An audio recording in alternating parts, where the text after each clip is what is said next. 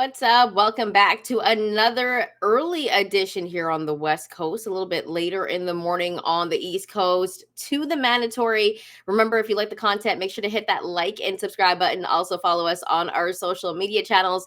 We're at the mandatory TKO. And if you got a couple of minutes and wherever you find your shows, podcasts, you can find us there as well on the audio side. So leave us a rate and review, give us a 5-star. Was going to do much.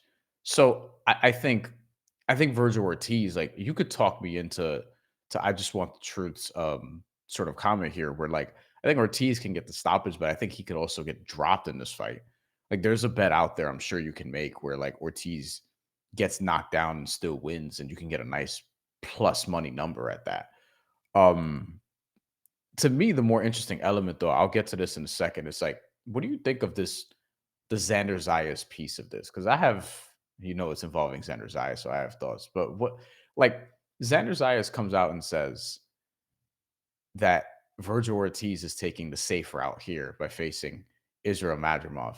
And everyone thinks, No, wait, that's not wait, safe. wait, wait, wait. I think he's on to something. Can I explain why? Because I mean, it's your show too. You can explain whatever the hell you want. What are you talking about? I You think don't I, have to ask me. I think people are looking at this like, oh, Madrimov is a more dangerous fighter, which is probably true right now. But I think from the standpoint of like Xander Zayas is saying, hey, that's an easier fight. I think it's a safer fight because he just fought Terrence Crawford. Madrimov did.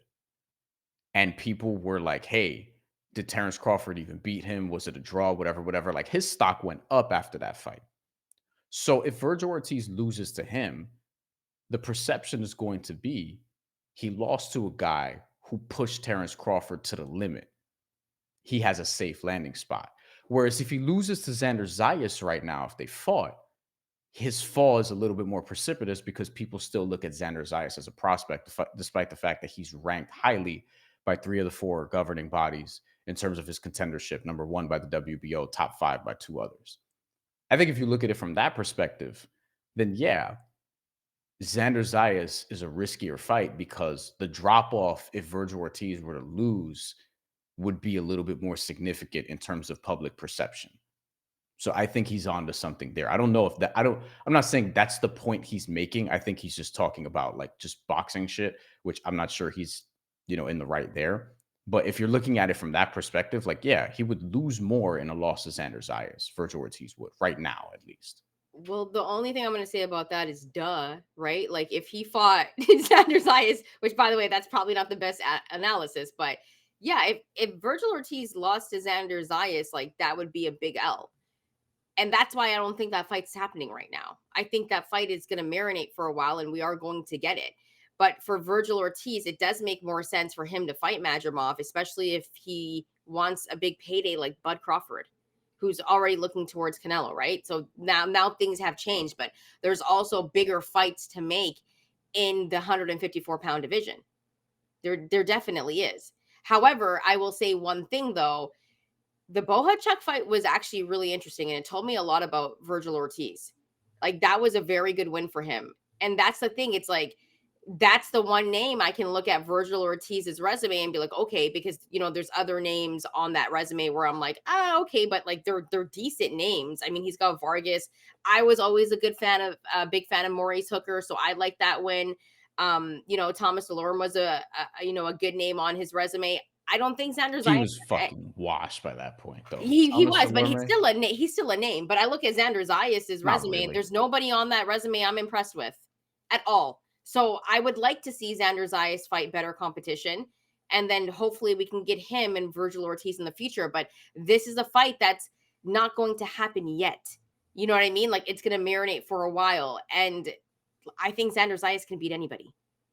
I really do. The kid is that skilled. I think there is a lot of pressure on him, to be the next Puerto Rican superstar and everything that comes with it. People want to see him knock out dudes. He's just not that fighter. He's a different type of fighter. But Vergil Ortiz is so entertaining that right now his star and cachet is bigger than Xander Zayas. So he does have a lot more to lose because in this day and age of boxing, if you take one L, people are like, yo, it's a wrap for you. You know what I mean? Like people don't want the O. And even though Dimitri Bivol took O, we're talking about his card and whatnot. But I think Vergil Ortiz made the right move because I still think Madrimov is a good win. Like I know people were like, "Oh, Bud's fighting Madrimov." Madrimov is a tough fighter. Like this is a tough fight. So if Vergil Ortiz can get it done against Madrimov, then I think a guy like Xander Zayas has to give us another good fight. You get what I'm trying to say? Like he has to give us I a don't big name. I don't think people were saying Madrimov was tough before the fight with Terrence Crawford. I Mhm. think we're saying that now. I think like there were probably some people in boxing, but by and large, I don't think that was the case. Which is to my point earlier, like his stock has risen because of his Of performance in course. the Terrence Of Crawford fight, course. which I don't even think like he wasn't amazing in that fight or anything like that. He just kind of won some rounds against Terrence Crawford, which not a lot of people do. Even the rounds that Terrence Crawford gives you, which is usually the first one or two, and then he just sort of breaks you down. Like that didn't quite happen, which is why I'm skeptical about Terrence Crawford weighing 186 or whatever it is in preparation for this Canelo circus later this year. But I I think would I think with Vergil Ortiz, like you know, what if he loses this fight? he could. What does that look like for him? But he could, but that's the thing about Vergil Ortiz that is so entertaining. The kid's not perfect. He makes mistakes, and we saw him make those mistakes against Boacek. And I liked it because he figured out a way and got the victory. I loved it. It was one of the best fights of last year. Like I was obsessed with that fight. I watched it like 6 times. I thought it was a great fight. Here's the thing about it though, and I'm going to be perfectly honest. In that fight, my heart would vote and root for Vergil Ortiz because the style that he fights, I'm a fan of. I think if Vergil Ortiz and Xander Zayas were to fight today, I think Xander Zayas could win that fight. I think Xander Zayas could win by decision in that fight against Vergil Ortiz if they fought today. But at the same time, I want to see how he does against Madrimov because I think it is a tough fight. Madrimov did fight Bud, and he's probably going to look better. Like you learn things off opponents that you fought.